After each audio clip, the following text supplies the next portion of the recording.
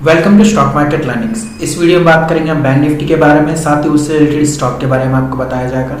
साथ ही इसके अपसाइड और डाउनसाइड के टारगेट आपको बताए जाएंगे। अगर आप हमसे जुड़ना चाहते हैं तो हमारा व्हाट्सअप लिंक आपको डिस्क्रिप्शन में मिल जाएगा।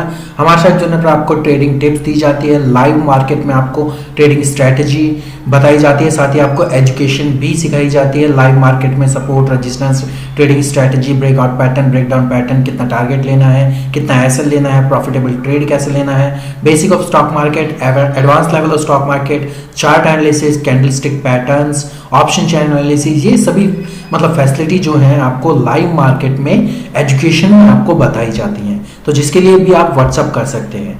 वीडियो को स्टार्ट करने से पहले प्लीज हमारे चैनल को सब्सक्राइब कीजिए, साथ ही बेल आइकन को दबा लीजिए ताकि आने वाले वीडियो के नोटिफिकेशन आपको मिलते रहें। चलिए स्टार्ट करते हैं वीडियो को।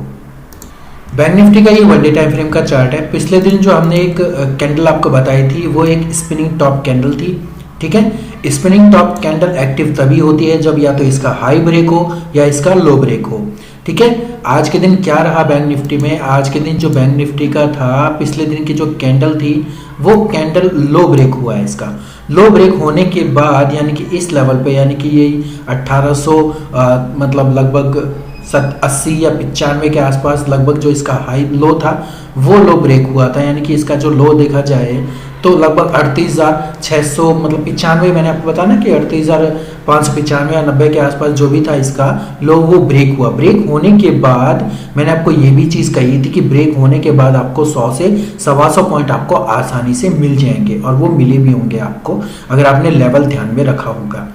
अब रही बात, अब नेक्स्ट डे मोमेंटम कैसा रह सकता है स्विंग ट्रेडिंग की। मैंने आपको क्लियर ये भी कहा था कि स्विंग ट्रेडिंग में जो टारगेट है वो आपको ध्यान में रखने हैं, ठीक है। 750 को आपको एसएल जरूर रखना है, क्योंकि एक बार 750 का जो टारगेट है वो अचीव होने के बाद में अगर वो नीचे की साइड में आता है तो आपको लॉस नहीं होना चाहिए, प्रॉफिट आप सिक्योर रखिए। तो वो डेफिनेटली आपको एसएल के लिए बताया था, ठीक है। अब रही बात नीचे की साइड में, नीचे की साइड में मैंने आपको एक चीज बताई थी, अगर ये नीचे की स्विंग ट्रेडिंग की बात कर रहा हूं मैं, नीचे की साइड में अगर ये जाता है तो नीचे की साइड में जो अपना एसएल है वो जरूर रखिए। और रही बात नेक्स्ट डे की, नेक्स्ट डे में मैंने ये भी बताया था कि अगर ये इसको लो को ब्रेक करता है तो डेफिनेटली 100 से 125 पॉइंट आपको आसानी से मिल सकते हैं। अब रही बात नेक्स्ट डे ट्रेडिंग डे की, वो बात कर लेते हैं नेक्स्ट ट्रेडिंग डे में कैसा रहने वाला है। बैंक निफ्टी का ये 5 मिनट का टाइम फ्रेम का चार्ट है। अगर हम एक रेंज देखी जाए, यानी कि आज के दिन की जो इसकी ओपनिंग है वो ओपनिंग यहाँ से लगभग यहीं से ही हुई थी ना, यहाँ से ओपनिंग हुई थी, फिर उसके बाद जो रेंज थी वो थोड़ी सी पॉजिटिव हुई थी। यहाँ से अगर एक ट्रेंड लाइन बना के देखी जाए तो वो ट्रेंड लाइन एक तरीके से यहाँ से बनती हुई नजर आती है। पिछले वाला देखा जाए तो पिछले वाले का यहाँ से बन रही है, और दोबारा अगर देखी जाए तो दोबारा अगर ट्रेंड लाइन ड्रॉ की जाए तो वो ट्रेंड लाइन थोड़ी सी अपसाइड में मूव करती हुई नजर आएगी। यानी कि दोनों साइड में अगर देखा जाए तो दोनों साइड में थोड़ी सी उसी रेंज में फंसा हुआ है फिलहाल के टाइम में।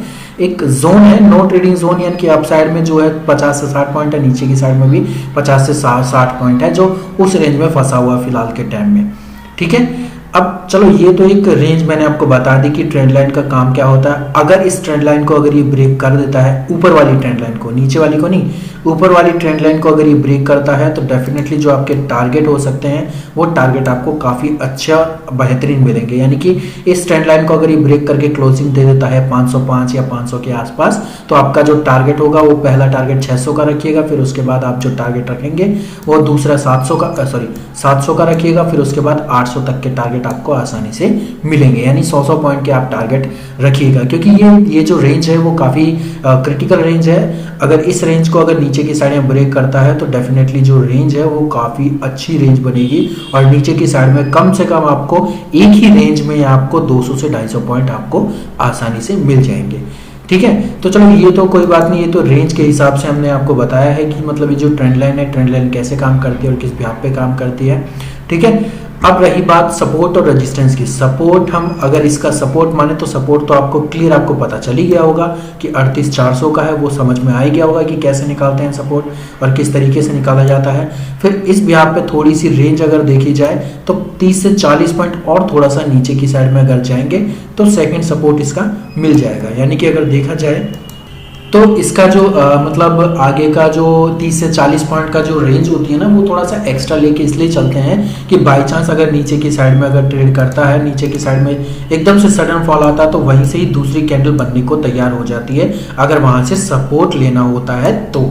मतलब किसी भी स्टॉक या बैंक निफ्टी निफ्टी को सपोर्ट लेना होता है तो उस रेंज से थोड़ा सा नीचे की साइड में आती है, फिर आने के बाद फिर वापस एकदम से अप साइड में मूवमेंटम दे देती है। तो उस रेंज को बचाने के लिए अपना जो एसएल है वो कम से कम 30 से 40 पॉइंट नीचे ही लगाएं, अगर बैंक निफ्टी में इस तरीके का अगर बनता है तो।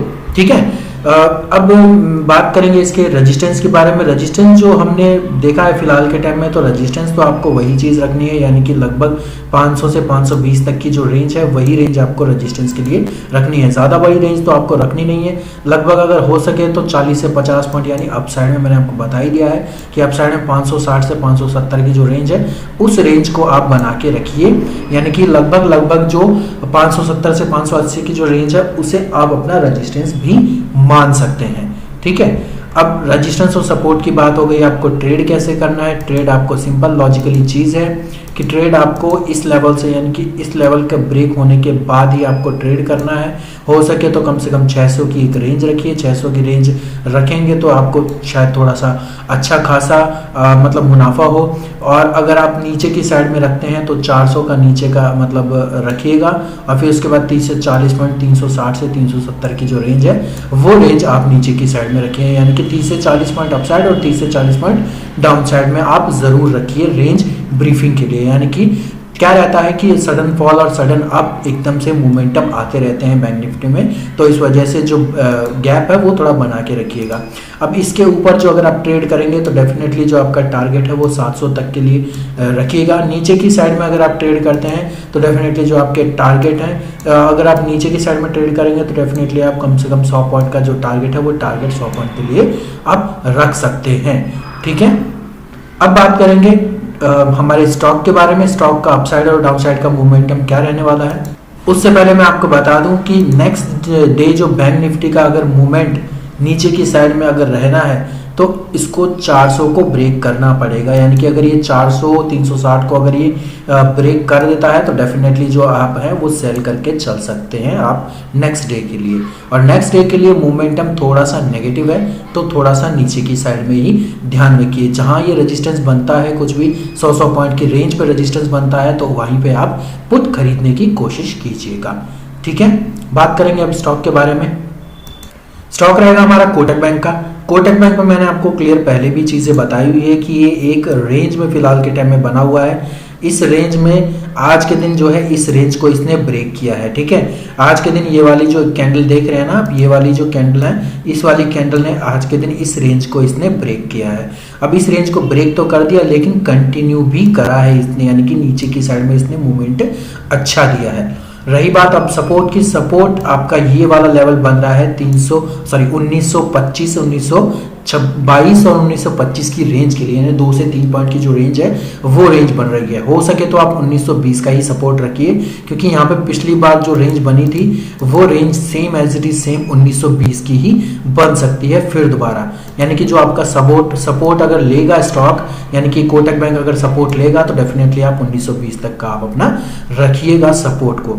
ठीक है, अब रही बात नीचे की साइड में, नीचे की साइड में आपको कम से कम 10-10 पॉइंट तो आपको रखने ही है। ठीक है, 10 यानी 910 का टारगेट नीचे की साइड में रखिएगा।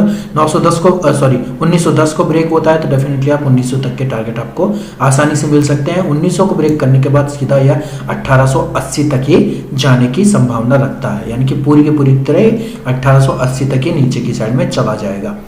अब रही बात अपसाइड में, अपसाइड में आपको क्या करना है। अपसाइड में तो मैंने आपको बता ही दिया है कि 1960 की एक ऐसी रेंज है, इस रेंज को ब्रेक करेगा तो पहले जो आपको टारगेट रखना है वो रखना है पहले 1970 का, फिर उसके बाद जो टारगेट रखना है, फिर जो टारगेट आप रखेंगे वो 1980 का टारगेट आपको रखना है। ठीक है, ये लेवल आपको ध्यान में रखने हैं और पिछली वाली जो लेवल्स है वो सभी की सच्ची अचीव हुए हैं और अच्छे खासे प्रॉफिट भी आपको दिए हैं कोटक बैंक में। अगर पिछला वीडियो नहीं देखा है तो अगर आप देखना चाहते हैं तो डेफिनेटली आप देखिए, आई बटन पे आप क्लिक करेंगे तो आपको कम से कम सारी चीज़ें आपको आसानी से मिल जाएंगी, यानी आई बटन पे क्लिक करेंगे तो आपको सभी चीज़ें मिल जाएंगी। कोटक बैंक के पिछले वीडियो अगर आप चेक करेंगे तो डेफिनेटली आपको समझ समझ में आ जाएगा कि कैसे करना है, किस तरीके से करना है और कैसी रेंज आपको रखनी है नेक्स्ट डे में।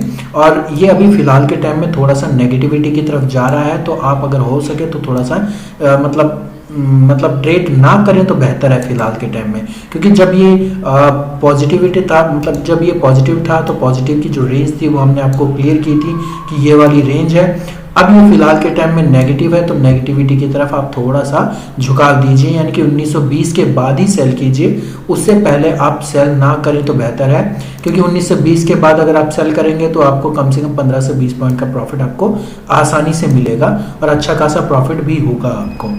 ठीक है, वीडियो अगर आपको अच्छा लगा वीडियो को लाइक कीजिए, चैनल को सब्सक्राइब कीजिए, साथ ही बेल आइकन को दबा दीजिए ताकि आने वाली वीडियो के नोटिफिकेशन आपको मिलते रहे। धन्यवाद।